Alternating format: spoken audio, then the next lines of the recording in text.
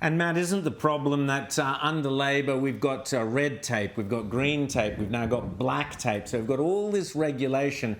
So you've talked about things like the live sheep trade being shut down, the gold mine that Tanya Plibersek decided, who needs a gold mine? I mean, we might find some gold down there for some songline B or whatever it was, some indigenous thing. So isn't it all that the sort of stuff which is National's heartland?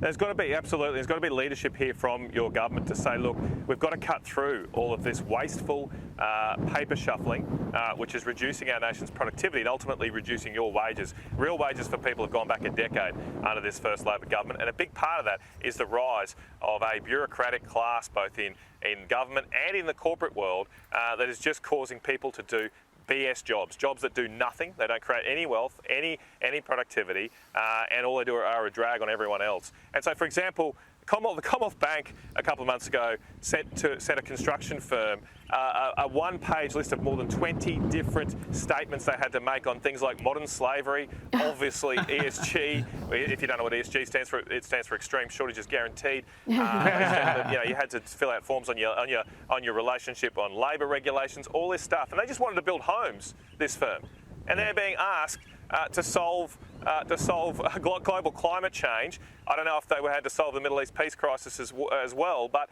it is just an utter absurdity. Why don't we let someone who wants to build homes just build homes? Focus on that. Why don't we have the Department of Infrastructure in Canberra just focus on building roads? Whereas under this government, every road they build, they have to assess for its impact on climate change.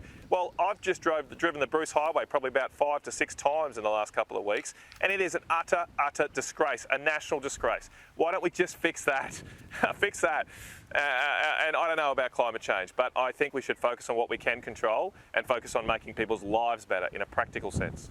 And also, sorry, Matt, the only roads that are perfect are the beautiful roads going to windmills and solar farms, which are decimating the Queensland countryside. But anyway, Rita. Just a quick post-mortem from you, and just if you can give us an insight into what was happening within the coalition, because we were obviously very frustrated throughout the campaign, wondering when we were going to see these big policies, when we were going to see real points of differentiation. Why do you think that the coalition, the Liberal Party in particular, chose to run the policy platform they did, where for the average person it was hard to tell the difference between the two parties? Well, I wish I could give you an inside view, but Rita, I haven't been on Insiders, I think, for 6 or 7 years. I'm an outsider like you. I obviously had different views on what policies we should take to election on different fronts. But look, so I don't exactly know. I don't know. I wasn't in the discussions in the room there.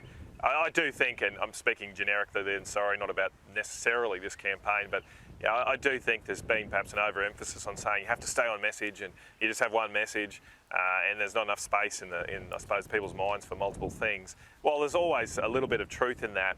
I do think perhaps we need to get with the media times.